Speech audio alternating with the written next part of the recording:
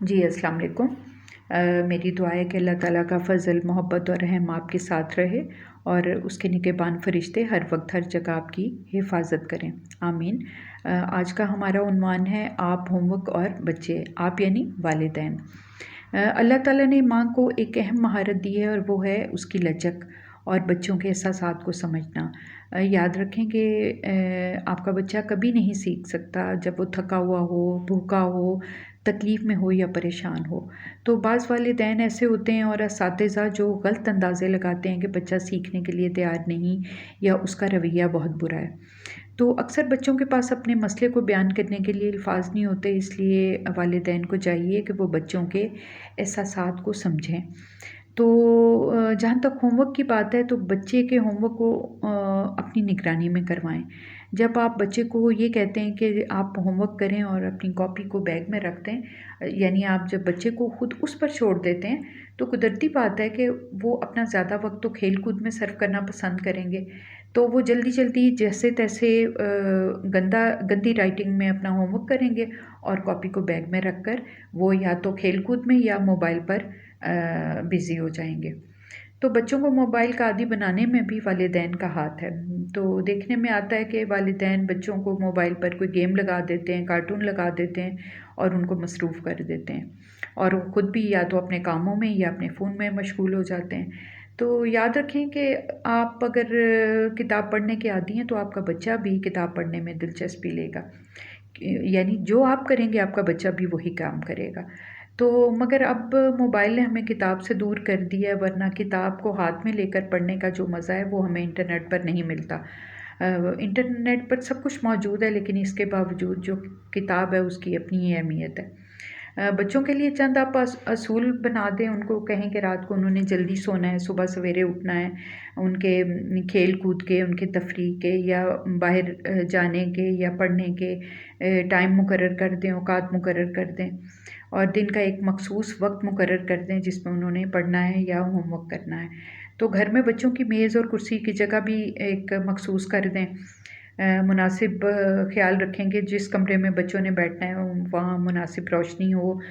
موسم کا خیال رکھیں، اگر سردی ہے تو یا گرمی ہے تو ان دونوں کا خیال رکھیں کہ دونوں کی زیادتی ٹھیک نہیں ہے، اور خاموشی کا خاص خیال رکھیں۔ یاد رکھیں کہ جب بچوں کا ایک لیسن کا کام یعنی ایک مضمون کا کام جب مکمل ہو جاتا ہے تو بچوں کی تعریف کریں، انہیں کہیں جیسے آپ نے بہت اچھا کام کیا ہے، اب دوسرے مضمون کا کام بھی آپ کر لیں۔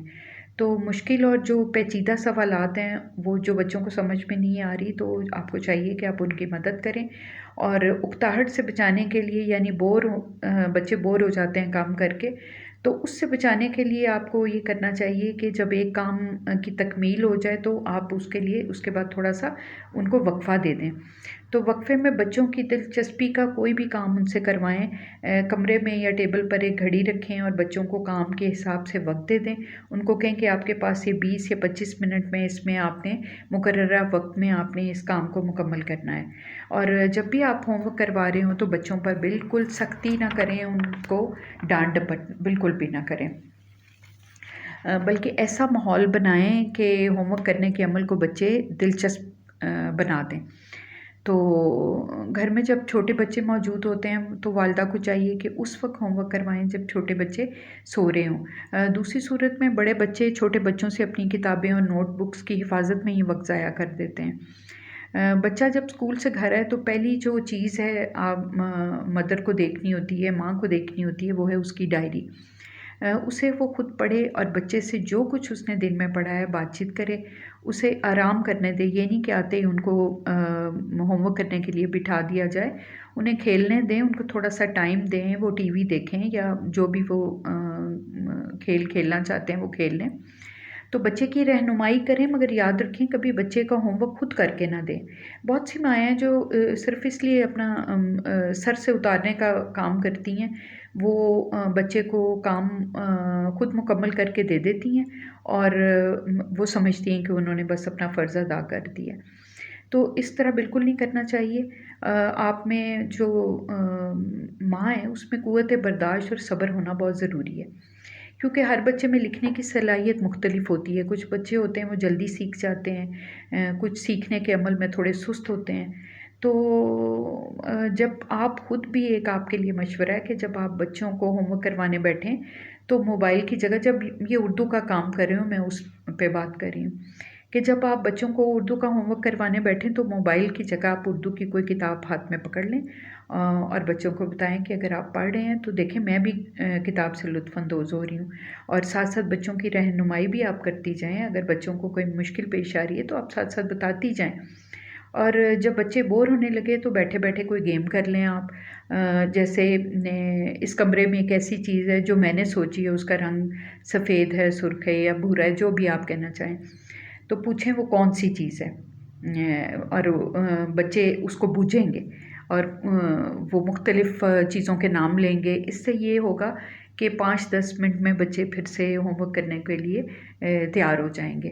تو بس یہ چھوٹی چھوٹی باتیں ہیں جس پر عمل کرنے سے یہ ہے کہ آپ ہوم ورک کو بھی جو ہے دلچسپ بنا سکتی ہیں اور بچے بھی جو ہے وہ خوش رہتے ہیں. تو آپ کے سامنے یہ ایک فلیش کارڈ پڑا ہوا ہے، وہ دیکھیں کہ وہ دونوں تصاویریں ایک جیسی نظر آتی ہیں، مگر غور کرنے سے معلوم ہوتا ہے کہ کچھ جگہ پر ایک دوسرے سے مختلف ہیں. تو اس میں کام کیا کرنا ہے، فرق تلاش کرنا ہے. تو آپ کچھ ایسی تصاویر لے لیں کہ جس میں بچے جو ہے وہ ان کو کہیں کہ اب جب وہ کام کو کمپلیٹ کر لیا، انہوں نے مکمل کر لیا، تو اس وقت اب وہ یہ کام کر سکتے ہیں کہ دونوں تصاویر میں سے انہوں نے فرق تلاش کرنا ہے. تو بس اس طرح کرنے سے یہ ہے کہ بچے جو ہے وہ کام کرنے کو انجوائے کرتے ہیں. تو مجھے امید ہے کہ آپ کو میری کوئی نہ کوئی بات تو ایسی ہوگی جو دل کو لگے گی. تو انشاءاللہ نیکسٹ ویڈیو میں آپ کو بتاتی ہوں کہ آپ کو بچوں کی جو رائٹنگ ہے وہ کس طرح آپ امپروو کر سکتے ہیں. تو اس کے لیے میں انشاءاللہ جو تھوڑی دیر میں آپ کو وہ بھی ویڈیو میں اپلوڈ کر دوں گی تاکہ آپ کو جو ہے وہ بھی آسانی ہو جائے. تو آج کے لیے بس اتنا ہی، اس وقت کے لیے اتنا ہی. تو خوش رہیے، خوشیاں بانٹیے اور اللہ کے حوالے.